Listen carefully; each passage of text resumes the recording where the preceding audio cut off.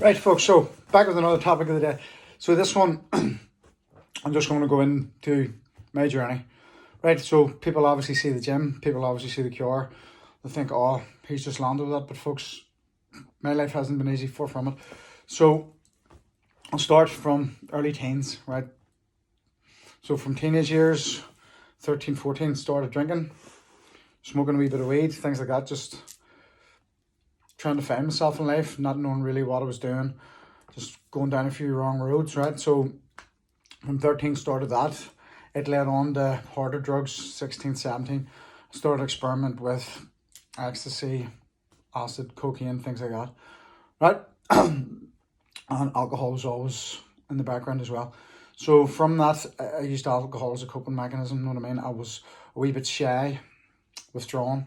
I mean, I blame it on the weed. So I smoked weed every day for 10, 12 years. Sort of came withdrawn. I was afraid to go and to get my haircut by myself. I wouldn't go to the shopping centre, just things like that. Just became very, very, very paranoid, came withdrawn from society, didn't know how to communicate.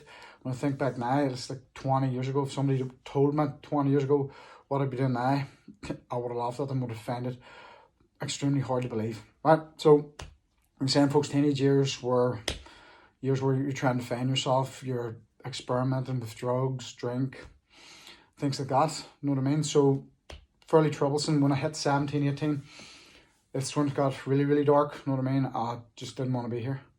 You know what I mean? I kept going on in my head, just suicidal thoughts constantly every day, walking to work. I was all myself, well, I'll just be safer in it and all now. But one thing I didn't do, folks, I didn't give up on myself. In them years, I didn't really know what I wanted. I was in and out of jobs. I was scaffolding. I was working with my dad, flagging curb and things like that. And then I started fiberglassing when I was 17, 18. And I still didn't really know what I wanted to do. I was drinking heavy. I was drinking maybe Thursday, Friday, Saturday and Sunday. Again, smoking weed every day. Drugs all weekend as well. Loss of sleep, lack of sleep, sorry.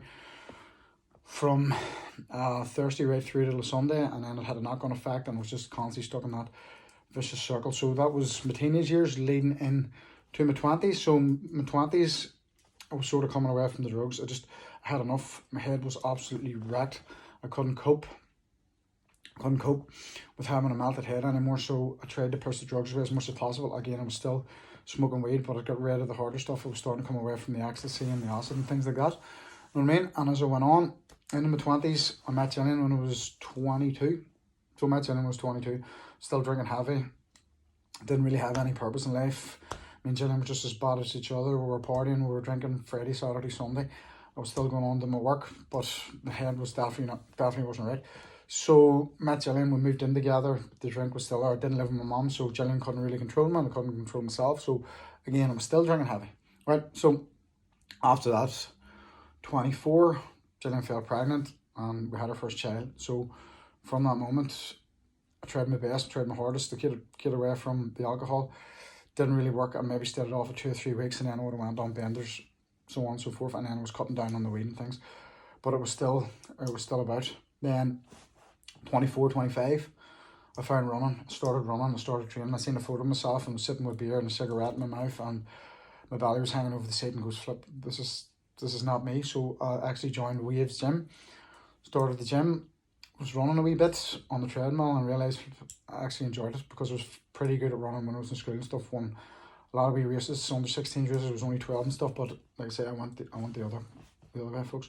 Right, so running started coming into the picture. Then Gillian gave birth to Oren, a second child. So I had Meg, James and Oren, and I was slowly coming away from most of the stuff.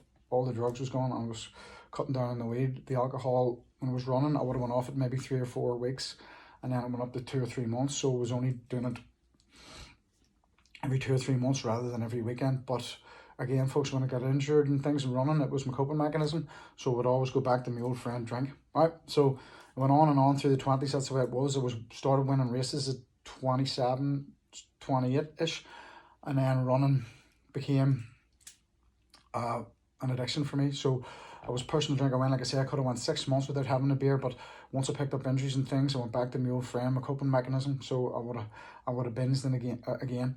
Would have went missing at the weekend still, even with the kids. And then into my 30s, Holly came along when I was 30, right? Don't know, something just clicked when Holly was born, third child, and everything just started making a wee bit more sense. I just probably was maturing a wee bit, and I just didn't want that life anymore. Right, so in my 30s, started running even more, picked up a few national titles, Ulster and Northern Ireland champion, novice champion, things like that, and a lot of team prizes when I ran for North Belfast. And then again, I got injured, and I went back to drinking again every weekend, and that was a vicious circle. Every time I get injured, I just I'll go back to drink. So one final injury, I had an elite start for London, 2 years in a row, and got injured twice. And then when I got injured the second time, I just went, right, enough's enough. So I started getting into the gym. And as I was getting into the gym, I liked the weights, I liked the conditioning aspect. I thought the gym was just all vanity stuff, and then realised that it wasn't. You know what I mean? You're doing the conditioning, you're on the rower, you're on the ski, bikes, things. I love being against the clock and I love being pushed. So I found a love in the gym, and then I started taking a couple of people out running, coaching them when I was running. People says, oh, you should go for your qualifications and all, but at that stage I still didn't have any confidence in myself. So 33 came, and I went to a wedding, and I went on a 3-day bender. So 3-day bender ended up down at my mum's. So I knew Johnny was serious, and I'd had to stop, or else I was losing everything. So after that 3-day bender, I said to Jenny, and just go, right, that's it, I'm done. And she says, oh, Conor, you've said that millions of times in the past, but in my head this time it felt completely different. Something just felt right, and I think I was ready at that stage, because I was almost on the brink of losing everything. Right, so I was now in the gym. I'd stopped drink. A couple of months later, people were going on, oh, we should try for your qualifications. So I ended up going for my qualification to level 2 and 3.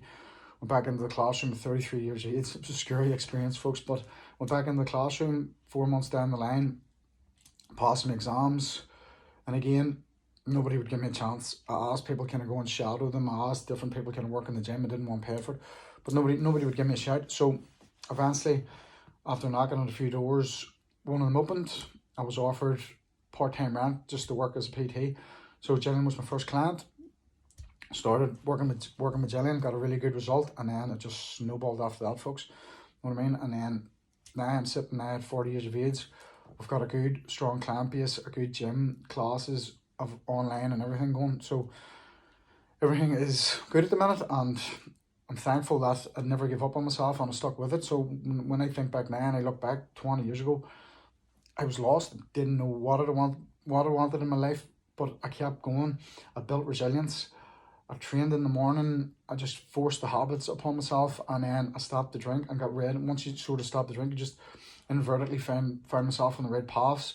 All the doors that I didn't want to go down anymore, closed them, and then I just ended up on the right path. And here I am now, like 25 years from I took my first drink, and I haven't had a drink in 7 years. And it's just, I've built resilience and kept chipping away. And to be honest, I would never go back into them. I'd never go back to the alcohol and stuff, because there's just too many dark days even to remember.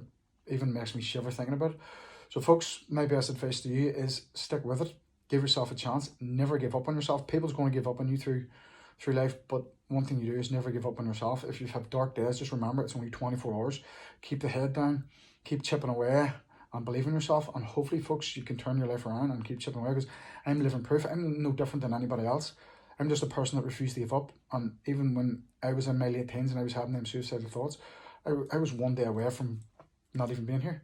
You know what I mean? And now I'm here, I'm 40, I have 3 beautiful kids. I'm a homeowner, and I own my own gym. You know what I mean? Anything's possible, folks. Just don't give up on yourself. Peace out.